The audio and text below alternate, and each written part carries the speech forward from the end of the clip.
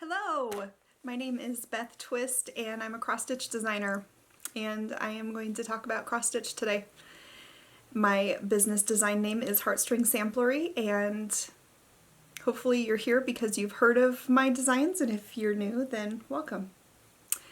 This is going to be a pretty short video, and I try to not apologize for life too much, but I do feel sorry that I haven't been on here since I think August, because I know that this year is one of those difficult times that many of us are living through, and I know that the FlossTube videos can be a diversion. We all need some diversions. So here I am. I'm here to give you a diversion. Actually, I'm here to talk about my Christmas designs, and that's about it. It's not going to be super long. I am not very prepared because this last couple weeks have just been very typical of 2020. And last Sunday I was working out in the bee yard, and it was around dusk, and it wasn't very smart of me to be out there because the bees get a little more vigilant that time of night, and I got a little bee sting on top of my foot. So I am not allergic to bee stings, but I fall into the category of people that have what's called a large local reaction. So anytime I get stung, I swell up like crazy. And being that I got stung on the top of my foot, my right foot, my foot got so swollen up through my ankle joint, and I was hobbling around for 4 days, and 2 good solid days I spent with my foot elevated with an ice pack on it.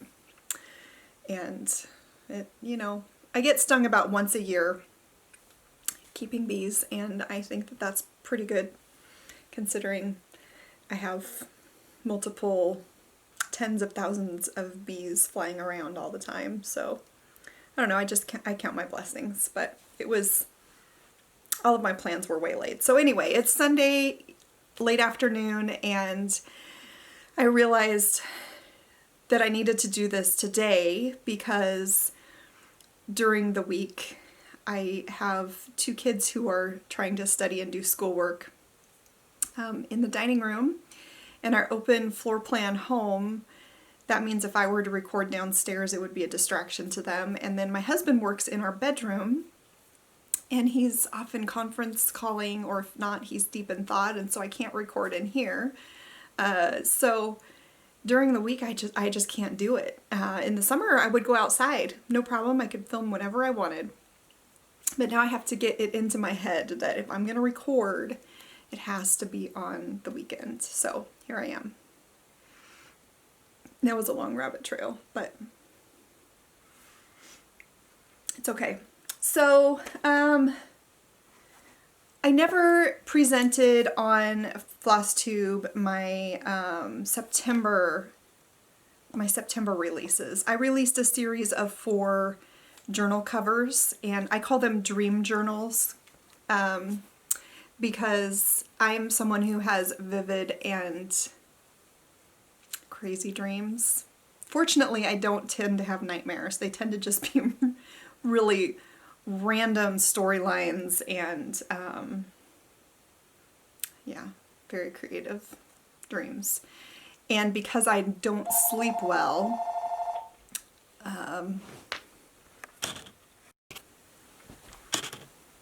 because I'm not a particularly gifted sleeper, I'm a very light sleeper and easily awakened, I tend to wake up and be able to remember my dreams, sometimes multiple dreams at night. And I started about 1.5 years ago or so, I started writing them down because I thought someday this will be entertainment for my grandkids. So I designed a series of covers, and they all have a theme of sorts. This is volume 1. I didn't grab the others because they look very much the same. They have a quote. This is a quote by George Carlin that says, next time you see someone sleeping, make believe you're in a science fiction movie and whisper, the creature is regenerating itself. Such a great quote. And then on the back of all of them is my silhouette, which is taken from that design right there, which is my logo. It's basically my logo's head, and then a bubble with different little motifs in it that may or may not have something to do with the quote itself. These journals were stitched on 40 count, and I used various linens from my stash. And so in the patterns, I recommend you just choose your own linens. And if you were to stitch it on a lower count linen, you might have to, you could squish the lines of lettering together a little bit more, and possibly this, like the longer line on here would be right up to the edge, but you could probably stitch this on a 36 count and have it still fit the journal that I call for in the pattern. Check this out. I cut all of my pieces and realized I had cut them wrong, so I had to splice a piece of linen on. But anyway, the pattern comes with instructions for how to finish it with so they'll fit over the journal. These are a spiral journal found on Amazon called Black and Red. And it's full of crazy dreams. So there's 4 of these in a series, and they've been available for about a month and a half or so. They are also now available as a PDF on my heartstringsamplery.com shop. They are not in my Etsy shop. I am continuing to hope to transition away from Etsy to my own website over the next year. Well, less than a year now. And so I'm trying to train you all to go look for my PDF patterns there instead of on Etsy. And one of the ways I'm going to be doing that is when I list my new patterns now, they're only going to be on my website and not on Etsy anymore. Hopefully that doesn't seem mean. I would like to be down to only one selling platform. My fees are a lot lower on my website, and I just like that you can go to one place and find all of the information that I want to publish about what I'm up to, and there's a whole page devoted to free charts that you can upload, and you can find any of my upcoming events, which right now, well, are any of us traveling right now? So that was September, and then the end of October I released 4 Christmas patterns, and I'm going to talk about those, and then I'm going to wrap this video up. I do have a couple other things I want to talk about in November pretty soon, but I'm gonna publish them in a different video, maybe next weekend. Let's see if Beth can do it. So the first one I'm going to talk about is my personal favorite of the 4 of my Christmas releases. It's called Peace on Earth, and this is just a lady, and she sort of is Mother Earth in my mind. I made her dress the blues and greens of our beautiful planet with a little bit of white, sort of like the cloud wisps. I was picturing in my mind the image of Earth seen from outer space, and I crowned her with a crown of rubies. And I made her a redhead with blue eyes, because I've never done a redhead with blue eyes before. I thought of making her darker because that would probably represent the vast majority of humanity. But I just wanted to play with colors, and I came across this, I think it's sarsaparilla. Is that how you say it? It's a gentle art color, And it's such a pretty color and I don't use it very often. And so that inspired her whole complexion. You could certainly, and I welcome you to modify yours to represent your own coloring or coloring of any culture on Earth, because Mother Earth would be very happy to represent all cultures. She's just holding a red banner that says peace on Earth. That's all she's asking for is peace. You know, if Mother Earth was actually a sentient being, I think that she would be appalled at some of our behaviors. I know she would, because some of the things that we do are directly damaging to her. Anyway, sorry, I didn't mean to get on a soapbox, but I just really love her. I've never done a big lady like this before, and I'm really happy with how she turned out. And she's actually going to go on a wall in my house, and she's going to just hang out there all year round, because Peace on Earth is not limited to the season of Christmas. The next one I am going to talk about is another addition to my Biscornu series, and this one is called Let Our Gladness Have No End. And it's words of a Christmas carol that I had never heard before. I was doing a search for I think I Googled obscure Christmas carols. And this came up on the list as one of the most loved little known Christmas songs or something like that. I don't know. There's a recent recording, I think by Sarah Groves. If I'm wrong, I'm correcting myself right here. You should go listen to it. It's really lovely. I thought it was a nice sentiment for Christmas and all year round to let our gladness have no end. Like all of my Biscornus, both sides are different and they come together in one pattern booklet. This one, the back side is usually more simple or geometric, complementary but not the same as the front. And this one just has the first words of the Christmas carol around here and some poinsettias and bells. Anyway, I hope you like it. It was really, I had fun once I finished this, just stacking it together with some of my other Biscornus. They make a fun little whimsical stack when you put them together. The next one I'm going to show you, just because these are in no particular order, it's just how they got stacked next to me. So this one is called Joyful Joyful, and it's a set. It comes with this sampler. Now, after I stitched the model, I did modify the chart a little bit in that there's a lot of white snowflakes on here, and I didn't like how you can't really see them from a distance. So the charted version has, most of them are red. So what you're seeing here looks different than what's on the front of the cover itself, because I digitally modified the color of the snowflakes. I turned them red and then I charted them for red. I used some different reds in here, and you're not going to be able to tell probably. Let's see if I can get it to focus right here. Maybe not. It wants to stay on my face.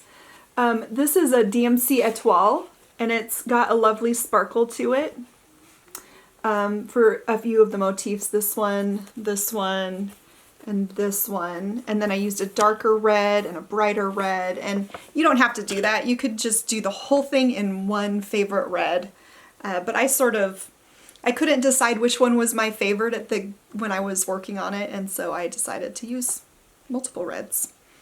So it's Joyful Joyful. And again, this is not necessarily a Christmas hymn. The words come from a hymn that is set to a Beethoven symphony number. I don't remember which symphony number. In the chart, if you have any of my patterns, you will, if you look on the back side of the front cover, I typically write a pretty involved inspiration story for the design. So, and that was a decision I made years ago because I had bought a pattern or two and I just was curious about what motivated the designer to create that design. And there really wasn't any information. And I don't remember who the designer was or what the designs were. Oh, I see we're getting a little bit of sunshine out there. That's nice. Sorry, the lighting's going to be funky now. There, it'll highlight the sampler and not me. So I decided that I would put in a more in-depth description in my patterns. So anyway, if you look in this one, you will find the history of the hymn Joyful Joyful and why I put it on a sampler.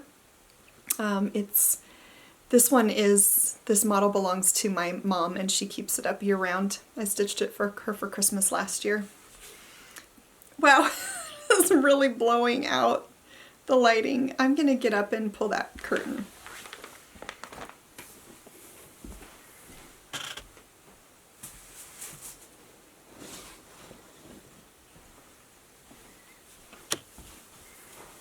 Out there, that's better. I was just like this big mouth. I don't want to be just a big mouth on your TV screen because that's weird.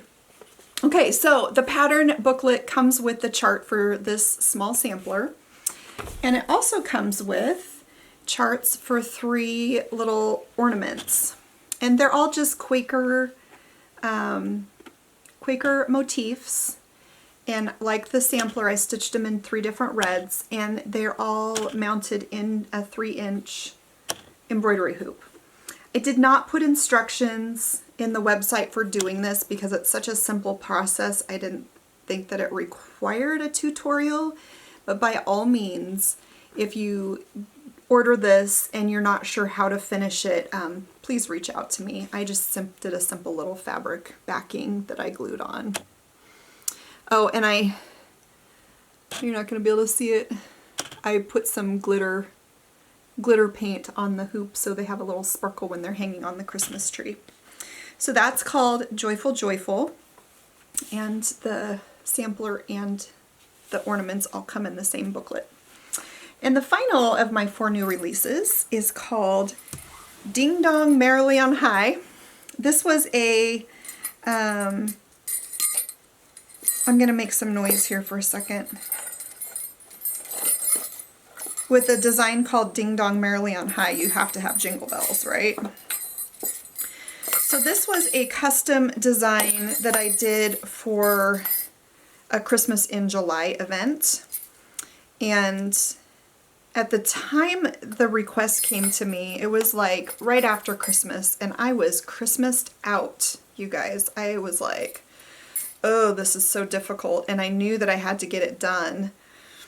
And the only song that kept coming back to me was Ding Dong Merrily on High. You know the song. So I used that song and I created this little bunting, and this one says ding and this one says dong, and then you've got the church bell steeples because that's what's in the song. And you've got a forest and stars, little bells and ribbons. And this pattern does come with instructions for, no, I take that back. I have a PDF tutorial that's available for download for how to make the little buntings. And I just attached little brass vintage jingle bells to the bottom. So this is the pattern that was available through the Christmas in July event, but as a official release, I also added a little sampler, and there's the little sampler that comes with it. So you get both of the sampler and the bunting. You could also turn those into ornaments if you wanted, but they all come together in one booklet.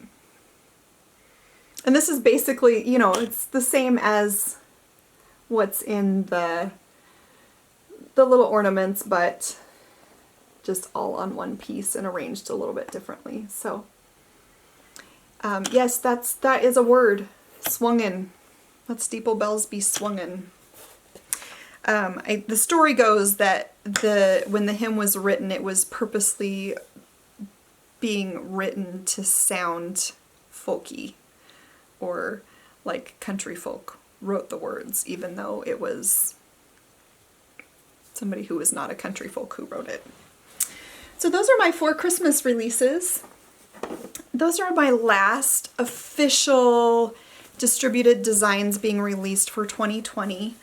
I do have available for download now on my website, Heartstring Samplery, my Veterans Day at Twin Gables design, which my model is lost. It's not really lost. It's packed away in storage, and I couldn't find it in an initial search, and I just didn't have the time to really dig around and find it. So I'll insert a picture of the design here.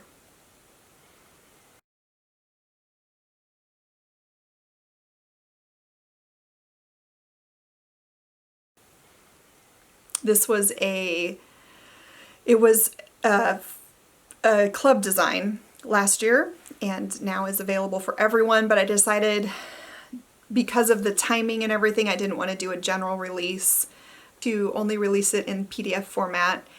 By all means, if you want a printed copy, I do have that option in my Etsy. Well, but it's not listed in Etsy, so never mind. I have the option on my website for you to purchase a $1 listing that basically tells me, I want a printed copy, please send it to me in the mail, and it covers postage. And so that is an option with this design. One final thing I want to talk about. So about a year and a half ago or so, I convinced my mama, who is a quilter, to make some project bags. And I listed them in batches a couple of times in my Etsy shop, and I took a whole bunch of them with me to Needlework Galleria in Missouri last year, and people seem to really like them. My mom has done a few things like adding handles and little scissor loops and that sort of thing. And she's been really enjoying making the bags, and she has 2 quilting friends that are also making the bags. I have the shop info right here. Bags to Stitches is the name they chose, and the 3 of them have just listed a whole bunch of Christmas bags, and I don't have one to show you because I have not been seeing my mom. We've seen each other briefly a couple times, just out in the yard and trying to be very careful. Because we live far enough apart that we're not in the same communities and we don't see each other often, I just feel like I need to be careful and not put her at risk because of our activities. And so we're all planning to self-quarantine, like really dial back on any connections with people leading up to Christmas. So hopefully we can spend some time together. But anyway, I have one of the bags that my mom has made for me to show you. Here's the back. The backs are all quilted because that's her primary craft, is quilting. So she's very good at that. They usually have handles. I think they all have handles. And then they're a plastic front project bag with some sort of coordinating fabric in here. And the thing that my mom does that's really fun is, if there's a creature with a face or something on it, what do they call it? Fussy quilting? No. Is that what it's called?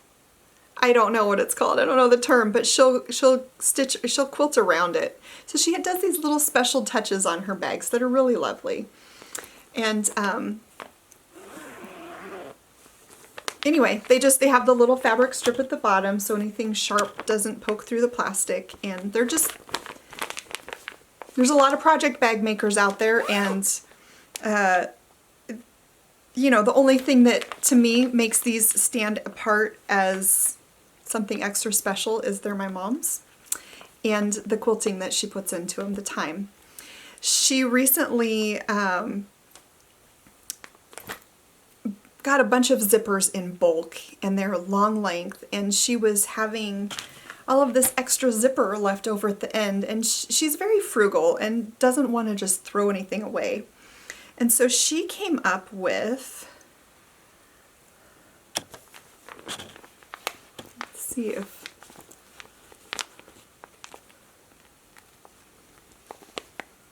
come on, focus right there.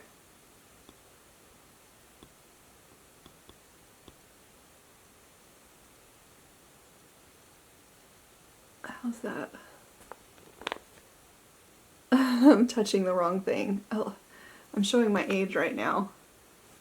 There, I think that's focused. Is that focused for you? She takes the leftover zipper parts and turns them into these rosebuds.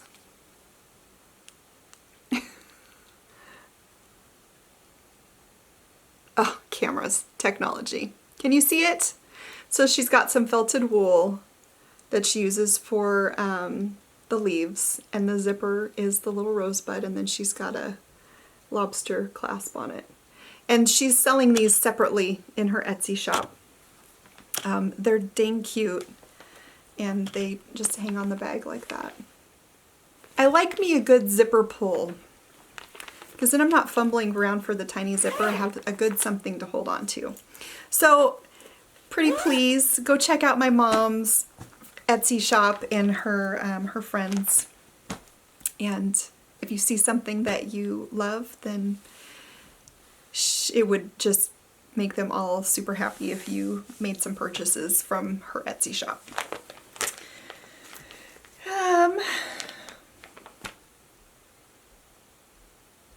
That's all. That's all I have for you right now. I really, honestly, truly, from the bottom of my heart, hope that you are well, that you are faring this strange year that we're all living through with peace and joy.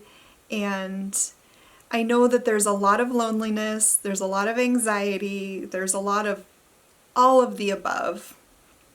Trust me, I'm dealing with it too. I don't know anybody who is not. So one, talk about it. You know, on the phone or in letters or texting, or reach out to people, and don't be afraid to talk about it. We're all going through it. All of our experiences are different. People are I don't need to tell you. You know. You know already. So I hope you're well. I hope you're finding ways to cope that are healthy coping. And I know personally for me, oh boy, can you imagine not having cross stitch right now? I mean, I suppose for people who are crafters anyway, if it wasn't cross stitch, it would be knitting or crocheting or scrapbooking, or maybe you're doing all of those things, not just one of them. I don't know, but it's been really difficult for me to design anything. I've not, until just recently, had very many designing ideas, but I've been stitching like crazy. Good thing I had a lot of designs waiting in the wings, right? So anyway, be happy. Enjoy the fall. If you have fall leaves, just crunch on them for me. Mine are all soggy and wet. And hopefully I'll see you soon. Until then, bye.